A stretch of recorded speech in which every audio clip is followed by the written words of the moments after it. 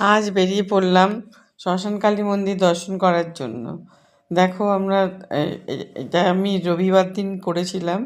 ভিডিওটা আমি একটু দেরি করে ছাড়ছি। দেখো শ্মশানকালী মন্দির, মন্দিরে আমরা প্রবেশ করতেই দেখতে পাচ্ছি ঠাকুর। দেখো শাল দিয়ে ঢাকা, তার কারণ শীত পড়ে গেছে, তো ওই জন্য ঠাকুরকে শাল দিয়ে ঢেকে রেখেছে।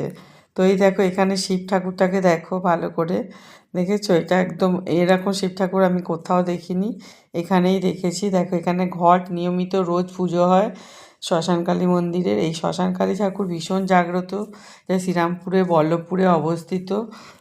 সামনেই শ্মশান আছে। এই ঠাকুরের অনেক ইতিহাস আছে। এই ঠাকুর 176 বছর ধরে পূজিত হয় এখানে। এই সামনেই আছে আবার কালেশ্বর, মহাকালেশ্বর শিবের মন্দির। মানে আমি এত জায়গায় শিব ঠাকুর দেখেছি, সত্যি কথা বলতে কি আমি এরকম এত বড় এত সুন্দর শিবের মূর্তি আমি কোথাও দেখিনি। আমার তো দেখে কালকে আমি কী বলবো, আমার খুব ভালো লেগেছে।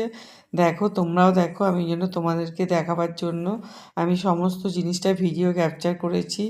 এখানে কালী পুজোর সময় শ্মশানকালী ঠাকুর হয়। ঠাকুরের সেই উগ্র মূর্তি দেখলে মানে মানে এক দৃষ্টে তুমি কেউ তাকিয়ে থাকতেই পারবে না, মানে এত সুন্দর ঠাকুর হয়। আমরা প্রতি বছর এখানে ঠাকুর দেখতে আসি, পাশেই শ্মশান আছে। দেখো আমি তোমাদের ঠাকুরটা দেখিয়ে দিলাম।